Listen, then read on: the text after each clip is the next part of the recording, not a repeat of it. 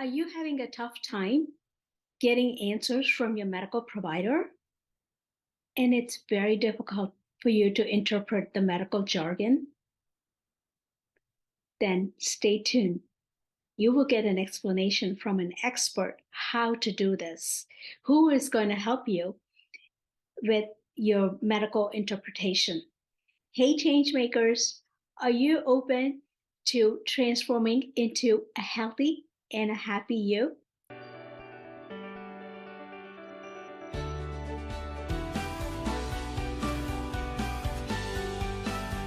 I am Rajitha Bommakanti, registered nurse, faith-based holistic coach, culinary coach, national board certified health and wellness coach, and founder of Healthy You Lifestyle Center. If you want to develop healthy habits for life, one step at a time, then click the red subscribe button and the bell icon now. You're having tough time to understand what the doctor is saying. You're calling them, but you're not able to get answers from the healthcare providers. Then who can help you with this information that you need? You want to know about your health because that is important for you. So to explain to us today, I invited Anne Llewellyn. She has been a registered nurse for over 40 years, and she is a risk case manager. She has been in case management and a patient advocate. She has written many healthcare publications. She is into training and coaching. Today, we have invited Anne to explain to us about her role as patient advocate. What can a patient advocate do to help out patients understand what is going on with their health whenever they have a challenging time? Hi, Anne. Thank you for coming in today and explaining to us about your role. I know you wear many, many hats. And today we just want to talk about patient advocacy that you do.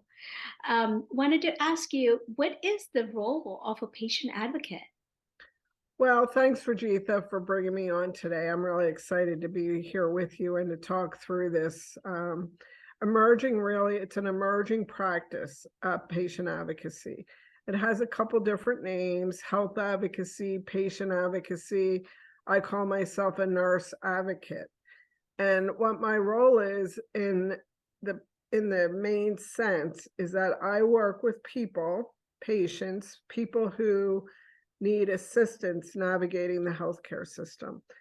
It could be through their health. They might have a problem with their bills, their insurance bills.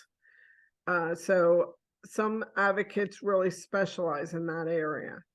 Or it could be an area where, you have a complex medical condition, just diagnosed with cancer or heart disease or diabetes. And my role would be to help walk you through with you the healthcare system to be able to navigate it with minimal complications, get appointments set up for you in a timely manner, work with you when you're talking to your doctor or when you're with your doctor to understand what he or she is saying and how it's going to impact you and your medical condition. Also working with the family, the rest of the family, when a chronic or complex catastrophic injury occurs, to help them also navigate the system. And it's really something where we work directly with the consumer. So I would work directly with you. Say it was your husband who needed some help, but you would be the person who would pay me. Or if it was your parents, there's a lot of, they call solo seniors who are like 80 years old, all their friends have passed, their kids are still there, but they might live out of the state, So I work pretty much on site in Florida. I really don't like to take cases outside of my area because I don't know the resources that well.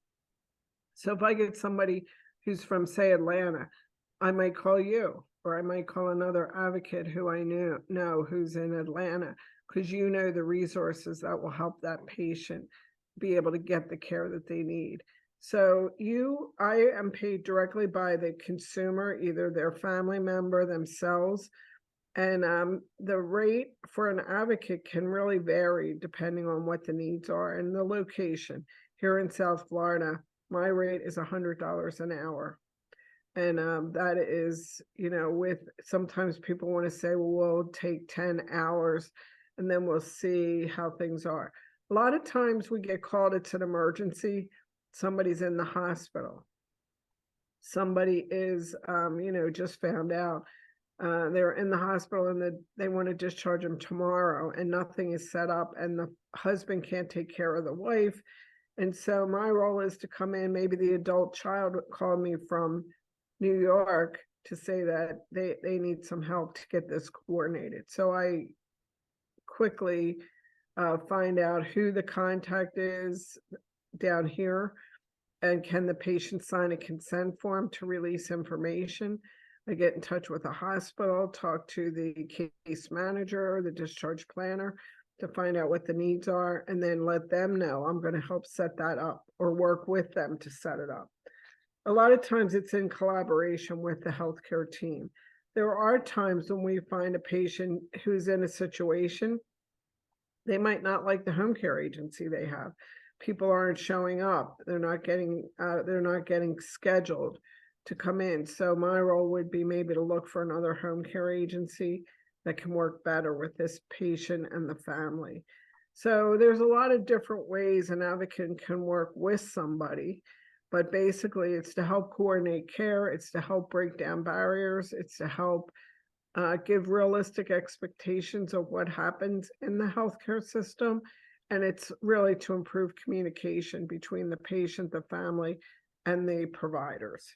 But this is something that's emerging because most people realize working in the healthcare system or dealing with the healthcare system is very time consuming. And for somebody who's a son, who is works in a company, for them to spend 5 hours talking to the insurance company, trying to get the doctor, calling home care agencies, that's not good use of their time. So they're willing to pay someone to help them do that. And that's where we come in. So you're saying it's challenging to talk to the healthcare providers, contacting whoever discharged the patient, and also you said that sometimes arrangements have not been made to go home. So in other words, you're saying it might not have been a safe discharge. Right. Yeah, true. And yeah, that is, if I can be in the hospital when the doctors come in the room and when the case manager comes in the room, that's a head start because then I get to see them, ask them questions with the patient there, with the family members there. So everybody is hearing the same information. But if not, if I'm called in and this is already in motion, I have a lot of catch up to do, and getting people to call you back is a challenge. Everybody's busy today. So my role is to get in there, break down those barriers, improve communication, find out what the patient needs, and make sure it gets put into action. So nowadays, patients have access to their chart electronic record. They can read, and whoever their family member is, even when they're out of town, they can look at it, what's going on. So those pieces are not helpful in terms. They are, but trying to get access to it is not always easy. And sometimes a lot of systems don't have the information in that they're supposed to. They haven't clicked to release the discharge summary, or it wasn't done yet when the patient was discharged, or the lab work, might not be there. Now, I had a patient just last week who was in North Florida hospital up in like the Gainesville area. Mm-hmm. So I'm doing this case telephonically because I live in Fort Lauderdale. But I've been working with him for actually 2 years now. He's a quadriplegic, and he went to the ER because he was having a problem with his buttocks. He was having burning and he felt like there was a knot there. and no one could get him out of his wheelchair. His primary care doctor, he couldn't get him out of his wheelchair to examine him to see what was going on. So he said, I'm going to go to the ER because they'll get me out of my chair. Well, by the time he got transportation to get to the ER, because he has to go through wheelchair transportation, it was like 2 o'clock in the afternoon. And by then the ER's in full swing. He ended up spending like over 25 hours in the ER, waiting, first of all, to get examined, to have the different tests done. They were able, even he's in the waiting room, they didn't have a bed for him in the ER, but he sat in his chair for 24 hours. He got a CAT scan of his buttocks. He got blood work done. They thought he had a urinary tract infection. He got that done in the waiting room. Oh, wow. Everything was taken care in the waiting room.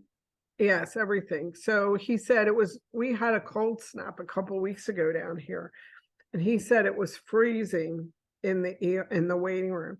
He wore shorts and a t-shirt because he thought he would be in and out. Well, realistically, and I will tell anybody, do not go to the ER unless you're really, really sick, because it is a long wait and it can be very frustrating. So this guy, they had to give everybody in the waiting room blankets because it was so cold. And he said it was the coldest he ever was. I'm surprised he didn't get sick from that. But he finally did. In the morning, I called up patient experience at the hospital. And I said, can you please check on this patient? He's been in your ER overnight. He's been there for at least 20 some hours. And could you check on him? Because I couldn't get through to him. His phone was dead by this time.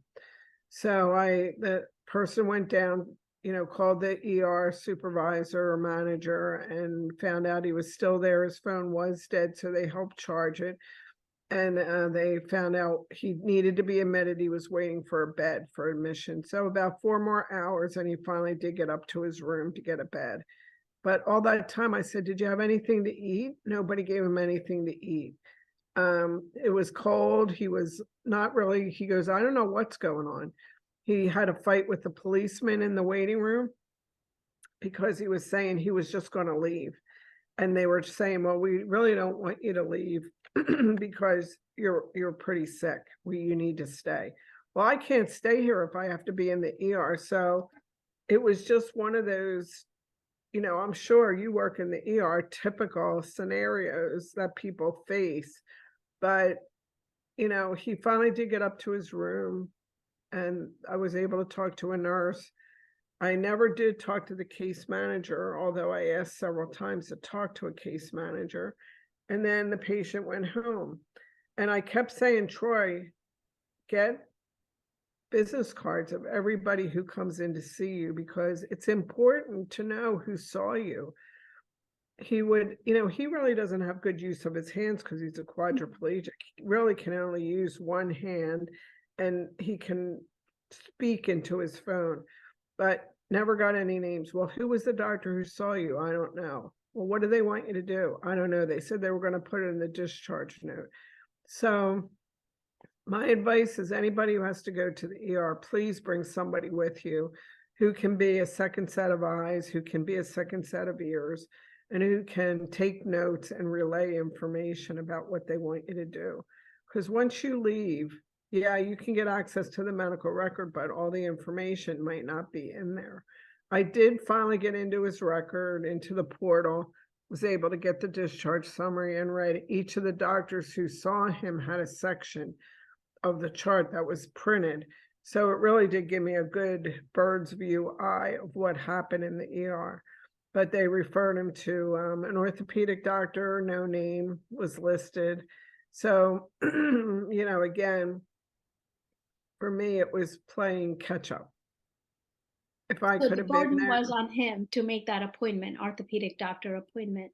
Yeah, but what doctor, what orthopedic doctor? I don't know. They didn't tell me his name. And on the chart, you couldn't find the number or the name.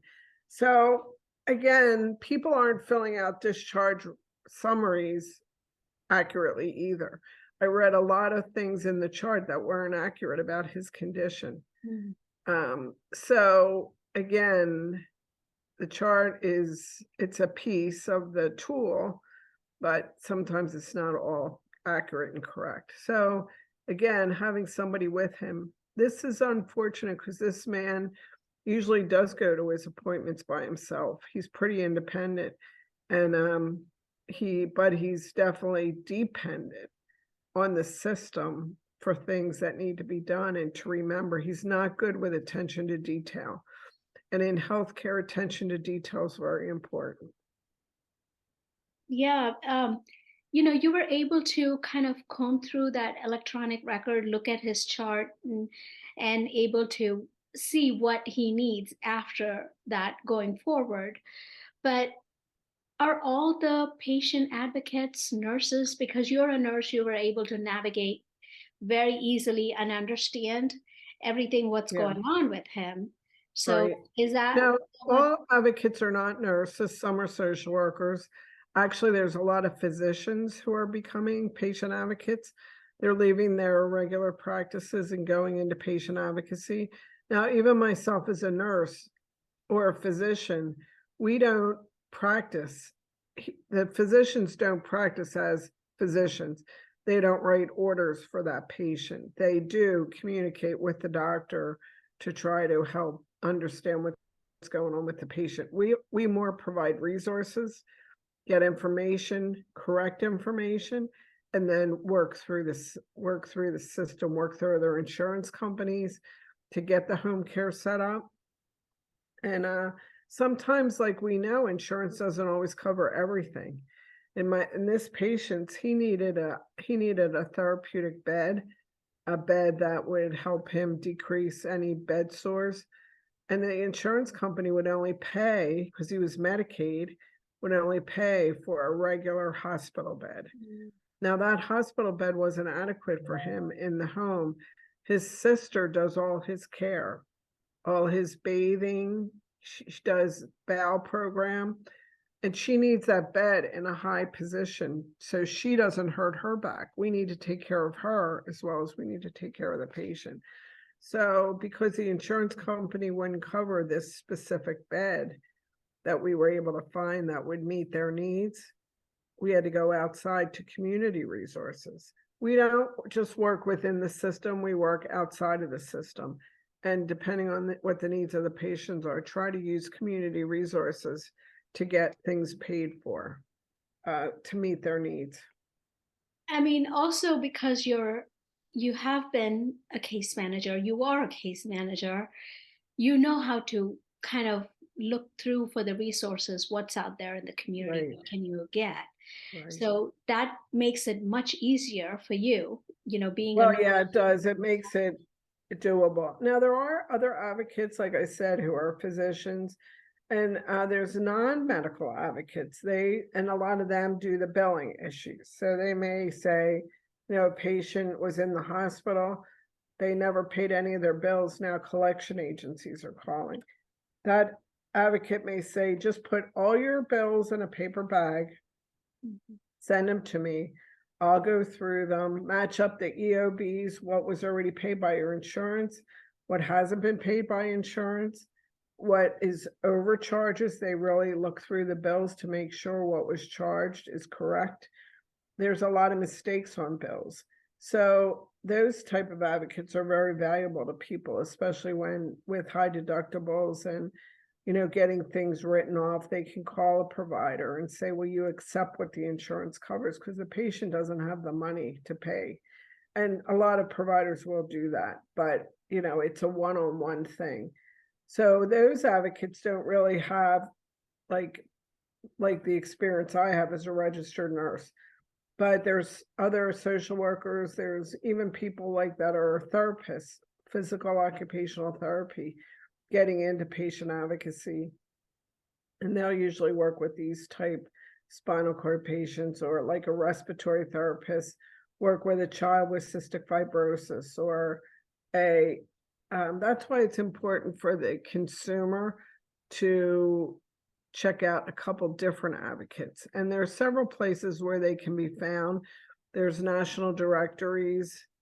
Greater National Advocates is one, organization that has a list of advocates, and the consumer would just go on their website and put in their zip code, and wherever they live, if there's advocates in that zip code, they would come up, and then they could choose advocates from that site.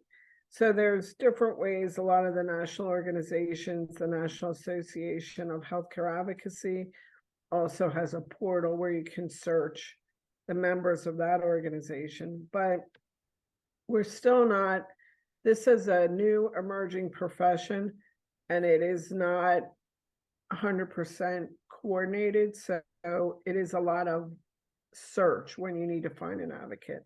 Myself, I get calls, like I said, if they're not right here in this South Florida area, I will help somebody find an advocate, and I'll do a lot of that legwork myself, and then refer them to advocates in their area, because I know how to search the directories pretty quickly and can get them a couple names, and then they can call and talk and decide if they want to work together. But this is something that people are willing to pay for out there. Some organizations like employer groups may have an advocate as a benefit to their human resource department and their benefits, and that's nice because they realize that people who are working spend a lot of time on, like we said, calling the insurance company, getting a claim, talking about a claim, and a lot of times that takes away from the work that they can do. So some employers do recognize that. Some of the condominiums that hold a lot of elderly people might have an advocate as part of their benefit to looking at this condo association.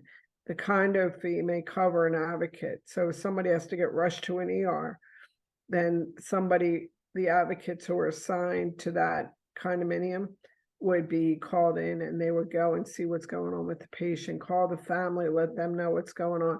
Should we jump on a plane and come down?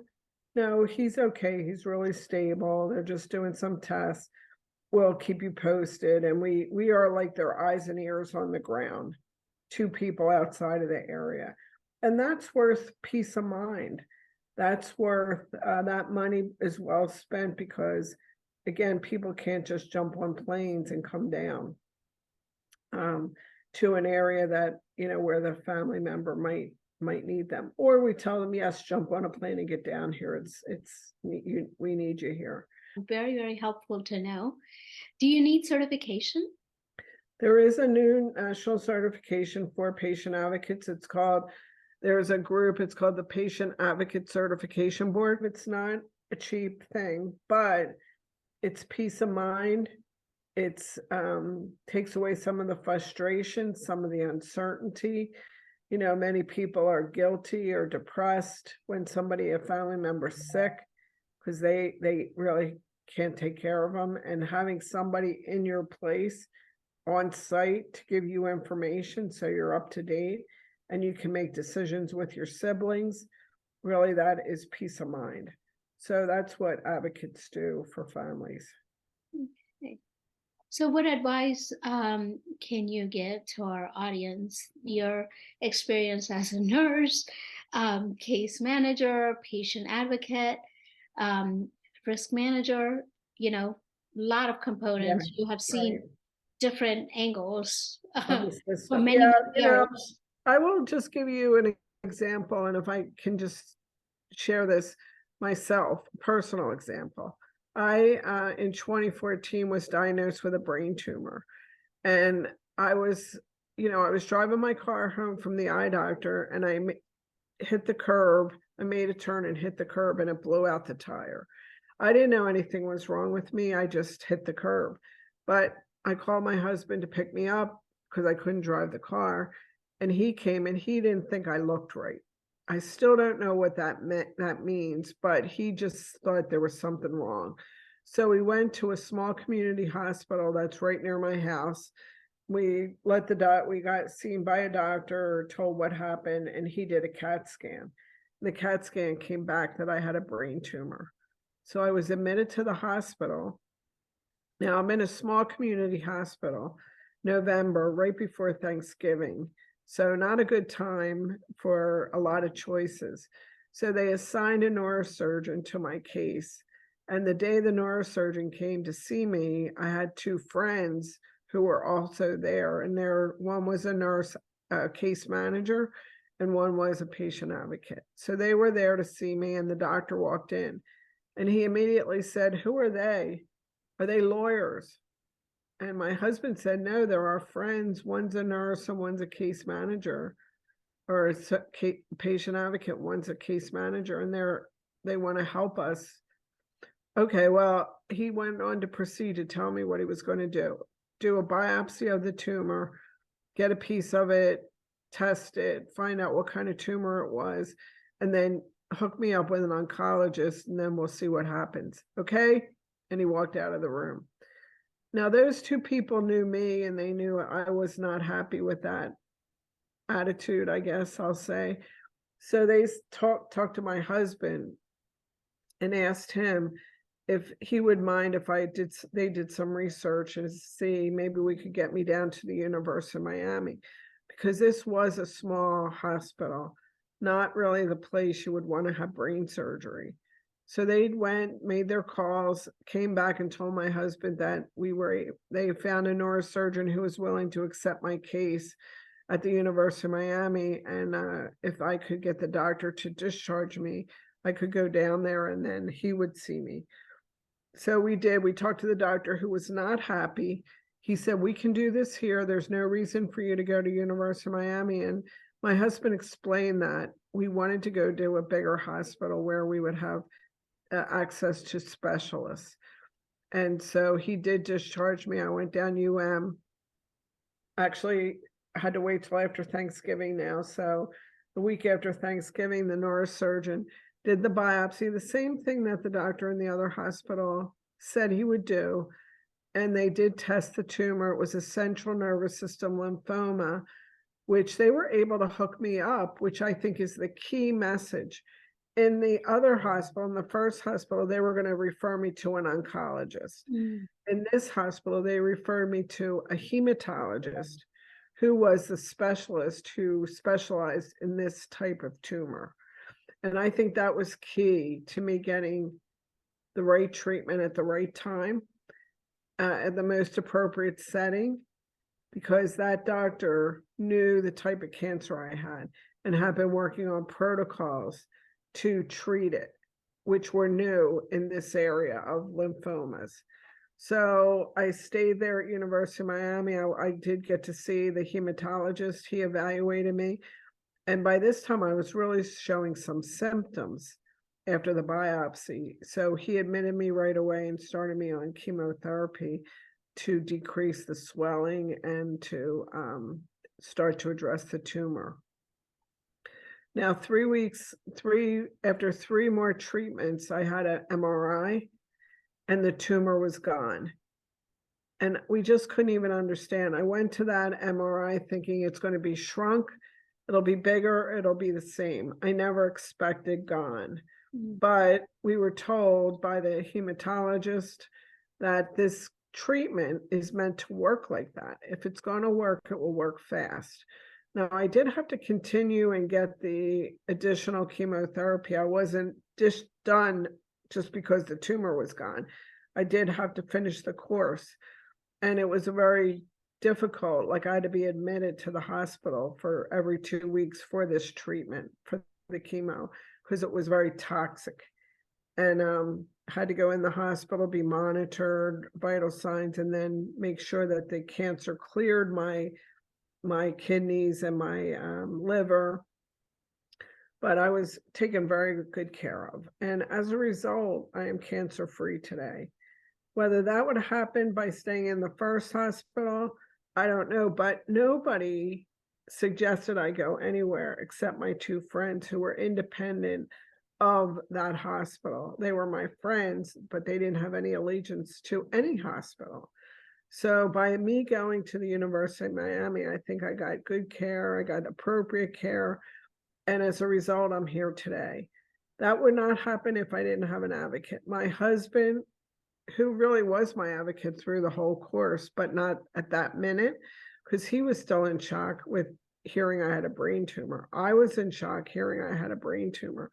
These two friends who understand, like you said, case manager understands the system, and a patient advocate knew where to look for. That's what the research comes down to. We do the research. Now, they could have came back and said that to my husband. He would have maybe said, no, University of Miami is too far. We're going to stay here. That would have been our choice. But we had an option to go to the University of Miami that we didn't have if they weren't part of the case. So having an advocate on your side when you're thrust into the healthcare system gives you choices, because every hospital, and they could take care of me there. They could have taken care of me there, but was it the best place? Was it the most appropriate place for the care that I needed?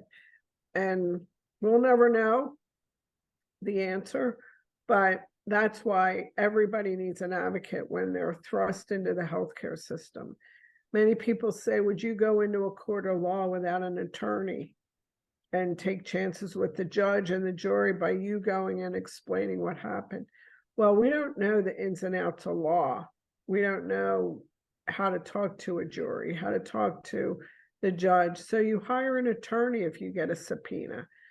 If you have a plumber, or if you have a water leak and your kitchen is being flooded, you call a plumber and you pay what they tell you it's going to cost because it's an emergency. So an advocate, you can look at an advocate like that.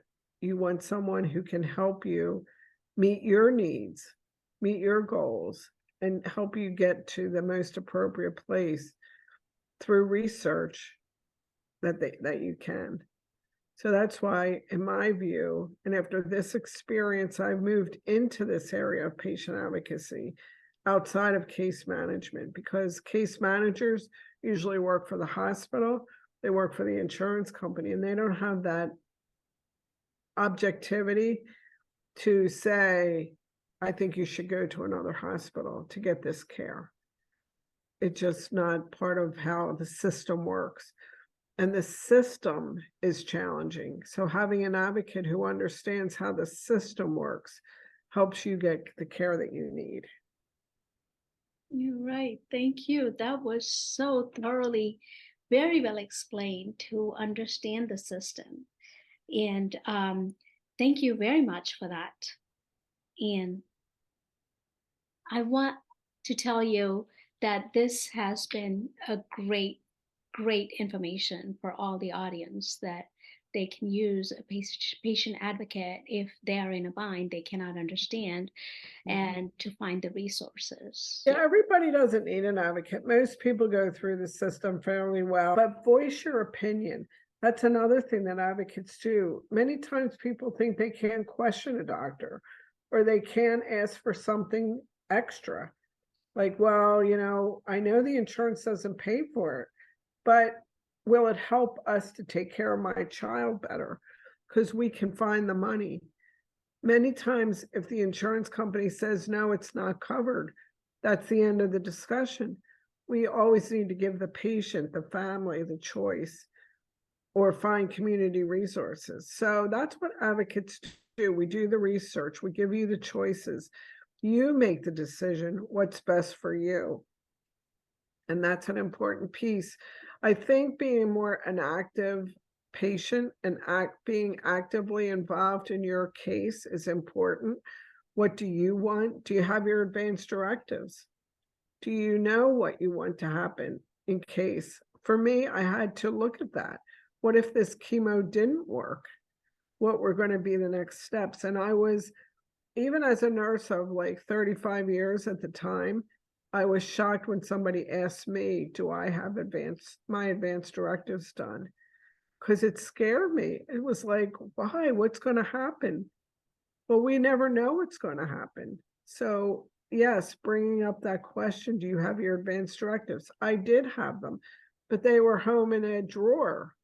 My husband had to bring them to the hospital so the doctors would know what my wishes were in case things went the wrong way. So, an advocate can help you make good decisions by giving you the options that you have and working with your healthcare team. So having that second person in the hospital with you or in the ER with you or at a doctor's appointment with you is really important as you go through the healthcare system because it's scary, it's difficult, it's not sometimes not friendly, and you just need somebody to be there on your side. Thank you, Anne. Thanks for your time. I am your faith-based holistic coach. Until next time, if you need a patient advocate, nurse advocate, please do look them up and hire so that you get the best for your health.